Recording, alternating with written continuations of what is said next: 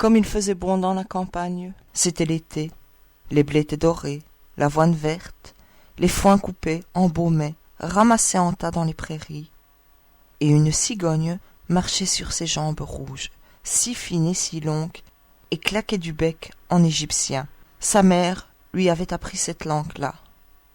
Au-delà, des champs et des prairies s'étendaient, puis la forêt aux grands arbres, au lac profond.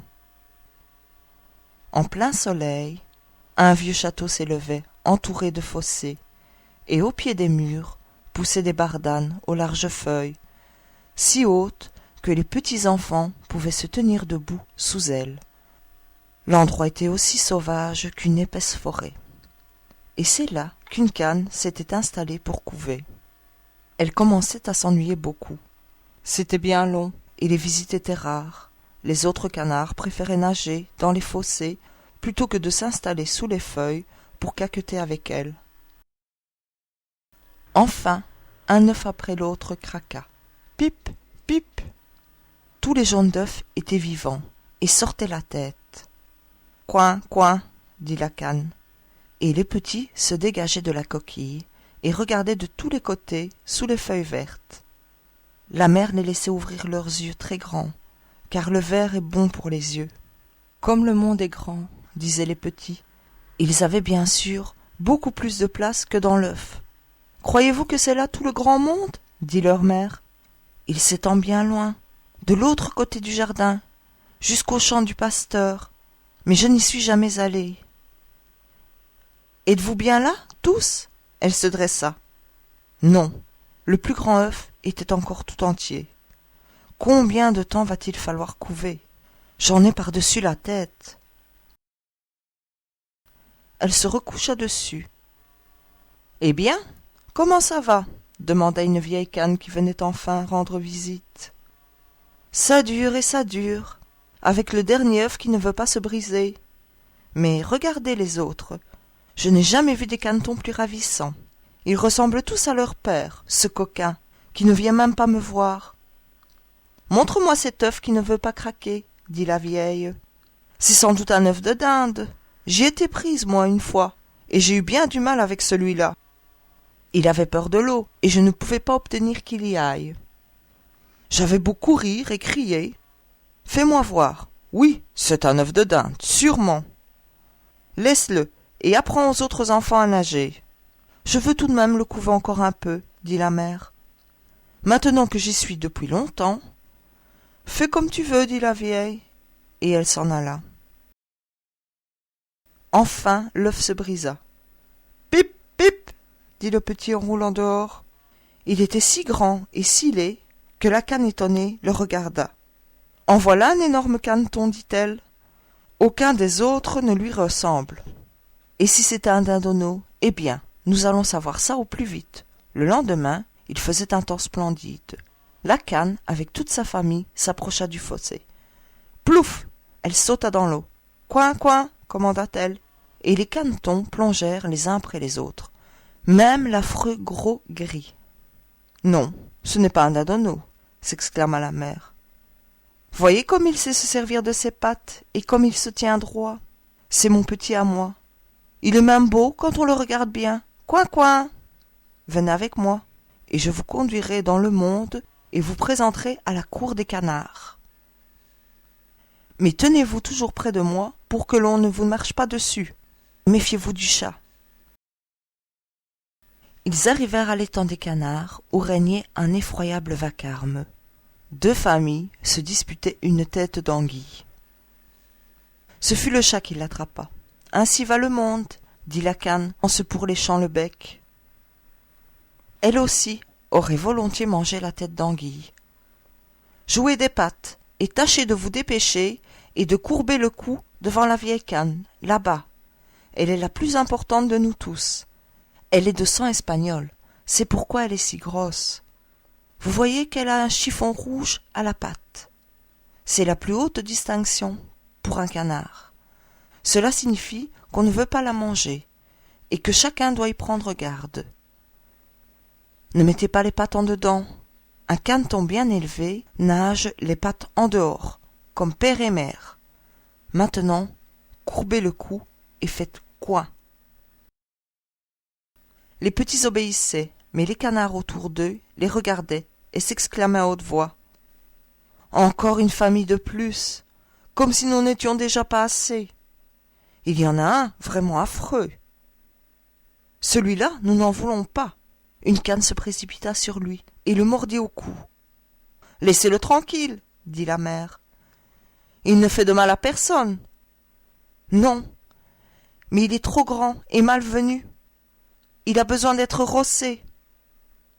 Elle a de beaux enfants, cette mère, dit la vieille canne au chiffon rouge. Tous beaux, à part celui-là. Il n'est guère réussi. Si on pouvait seulement recommencer les enfants ratés, ce n'est pas possible. Votre grâce, dit la mère des cannetons, il n'est pas beau, mais il est très intelligent et il nage bien, aussi bien que les autres, mieux même. J'espère qu'en grandissant, il embellira, et qu'avec le temps, il sera très présentable. Elle lui arracha quelques plumes du cou, puis le lissa. Du reste, c'est un mâle. Alors la beauté n'a pas tant d'importance. Les autres sont adorables, dit la vieille. Vous êtes chez vous, et si vous trouvez une tête d'anguille, vous pourrez me l'apporter. Cependant, le pauvre caneton, trop grand, trop laid, était la risée de tous. Les canards et même les poules le bousculaient. Le dindon, né avec des éperons, et qui se croyait un empereur, gonflait ses plumes comme des voiles. Il se précipitait sur lui en poussant des glouglous de colère. Le pauvre caneton ne savait pas où se fourrer. La fille de basse-cour lui donnait des coups de pied. Ses frères et ses sœurs eux-mêmes lui criaient « Si seulement le chat pouvait te prendre, phénomène !» Et sa mère « Si seulement tu étais bien loin d'ici !» C'en était trop. Le malheureux, d'un grand effort, s'envola par-dessus la haie. Les petits oiseaux dans les buissons se sauvaient à tire-d'aile. « Je suis si laid que je leur fais peur », pensait-il en fermant les yeux. Il courut tout de même jusqu'au grand marais où vivaient les canards sauvages. Il tombait de fatigue et de chagrin et resta là toute la nuit. Au matin, les canards, en voyant ce nouveau camarade, s'écrièrent « Qu'est-ce que c'est que celui-là » Notre ami se tournait de droite à gauche et saluait tant qu'il pouvait. « Tu es affreux » lui dirent les canards sauvages, « mais cela nous est bien égal, pourvu que tu n'épouses personne de notre famille. » Il ne songeait guère à se marier, le pauvre. Si seulement on lui permettait de se coucher dans les roseaux et de boire l'eau du marais. Il resta là 2 jours. Vinrent 2 oies sauvages, 2 jarres plutôt, car c'étaient des mâles. Il n'y avait pas longtemps qu'ils étaient sortis de l'œuf et ils étaient très désinvoltes. « Écoute, camarade, dirent-ils, tu es laid, mais tu nous plais. Veux-tu venir avec nous et devenir un oiseau migrateur ?» Dans un marais à côté, il y a quelques charmantes oiselles sauvages, toutes demoiselles bien capables de dire « coin, coin ». Oui, oui. Et, laid comme tu es, je parie que tu leur plairas. Au même instant, il entendit « pif, paf !» Les 2 jarres tombèrent, raides morts dans les roseaux, l'eau devint rouge de leur sang. Toute la troupe s'égaya, et les fusils claquèrent de nouveau. Des chasseurs passaient. Ils cernèrent le marais. Il y en avait même grimpé dans les arbres. Les chiens de chasse couraient dans la vase. Plash, plash. Les roseaux volaient de tous les côtés. Le pauvre caneton, épouvanté, essayait de cacher sa tête sous son aile quand il vit un immense chien terrifiant, la langue pendante, les yeux étincelants, son museau, ses dents pointues, était déjà prêt à le saisir quand, clap, il partit sans le toucher. Oh, Dieu merci, je suis si laid que même le chien ne veut pas me mordre. Il se tint tout tranquille pendant que les plombs sifflaient et que les coups de fusil claquaient. Le calme ne revint qu'au milieu du jour. Mais le pauvre n'osait pas se lever. Il attendit encore de longues heures, puis, quittant le marais, il courut à travers les champs et les prés, malgré le vent qui l'empêchait presque d'avancer. Vers le soir, il atteignit une pauvre masure paysanne, si misérable qu'elle ne savait pas elle-même de quel côté elle avait envie de tomber. Alors, elle restait debout, provisoirement. Le vent soufflait si fort qu'il fallait au caneton s'asseoir sur sa queue pour lui résister. Il s'aperçut tout à coup que l'un des gonds de la porte était arraché, ce qui laissait un petit espace au travers duquel il était possible de se glisser dans la cabane. C'est ce qu'il fit. Une vieille paysanne habitait là, avec son chat et sa poule. Le chat pouvait faire le gros dos et ronronner. Il jetait même des étincelles si on le caressait à rebrousse-poil. La poule avait les pattes toutes courtes. Elle pondait bien, et la femme les aimait tous les deux comme ses enfants. Au matin, ils remarquèrent l'inconnu. Le chat fit « Chut !» La poule fit « Cote, cote, cote, cote !» « Qu'est-ce que c'est que ça ?» dit la femme. Elle n'y voyait pas très clair, et crut que c'était une grosse canne égarée. « Bonne affaire, pensa-t-elle, je vais avoir des œufs de canne.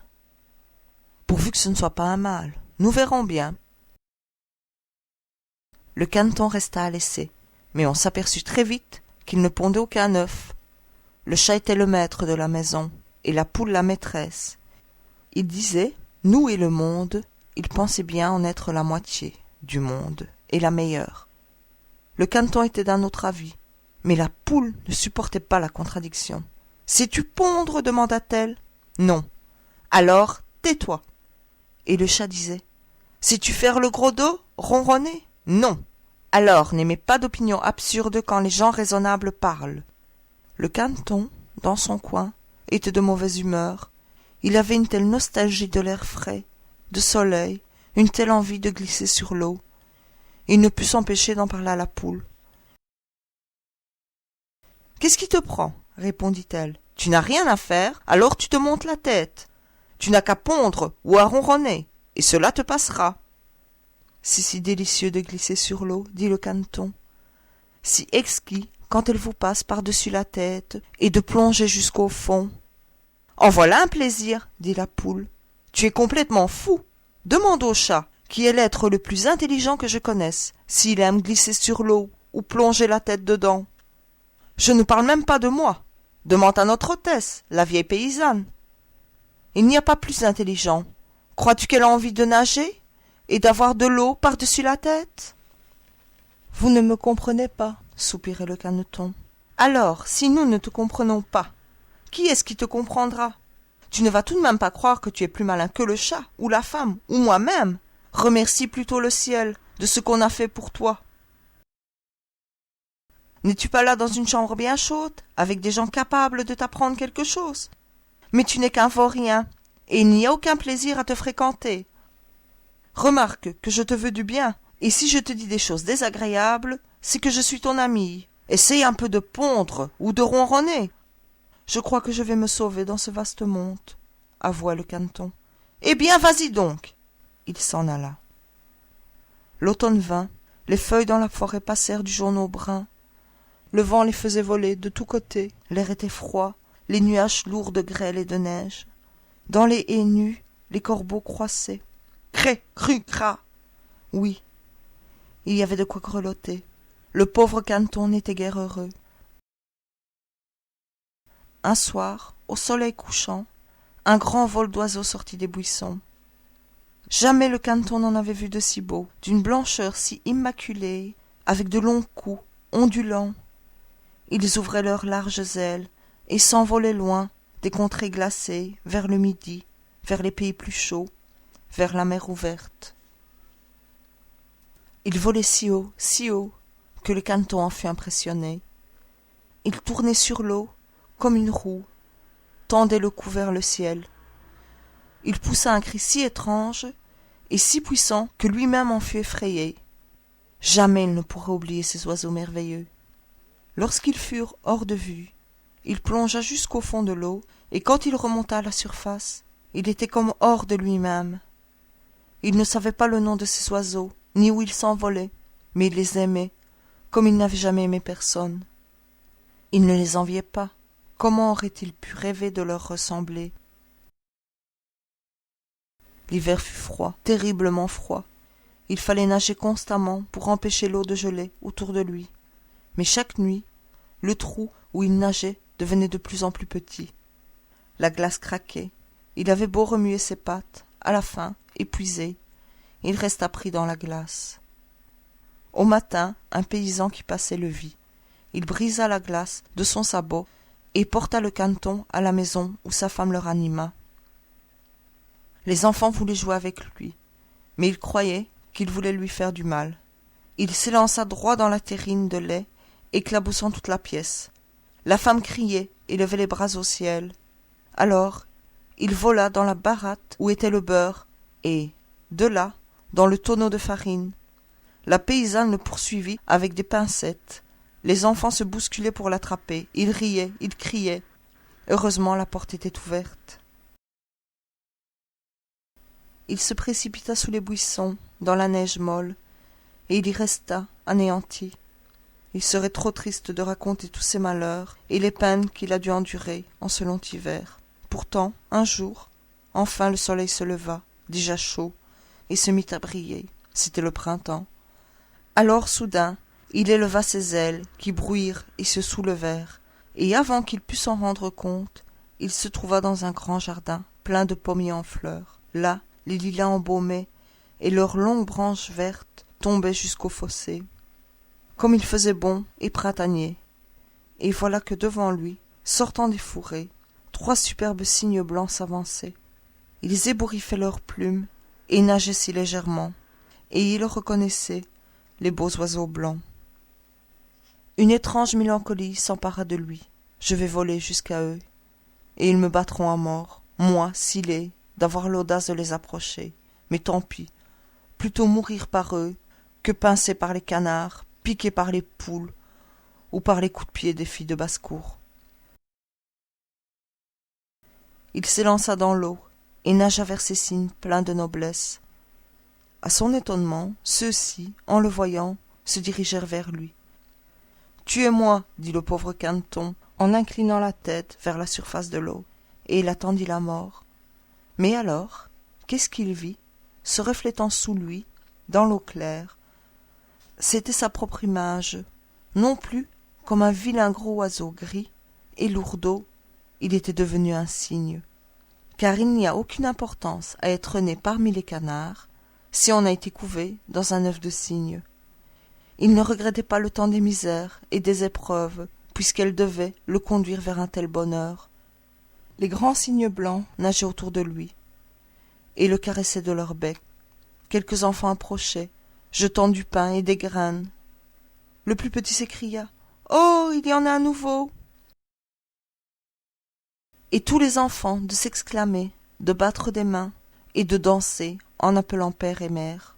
On lança du pain et des gâteaux dans l'eau. Tous disaient « Le nouveau est le plus beau, si jeune et si gracieux. » Les vieux cygnes s'inclinaient devant lui. Il était tout confus, notre petit canard, et cachait sa tête sous son aile. Il ne savait lui-même pourquoi, il était trop heureux, pas du tout orgueilleux pourtant, car un grand cœur ne connaît pas l'orgueil. Il pensait combien il avait été pourchassé et haï, alors qu'il était le même qu'aujourd'hui, où l'on le déclarait le plus beau de tous. Les lilas embaumaient dans la verdure, le soleil étincelait. Alors il gonfla ses plumes, leva vers le ciel son col flexible, et de tout son cœur comblé il cria « Aurais-je pu rêver semblable félicité quand je n'étais que le vilain petit canard ?»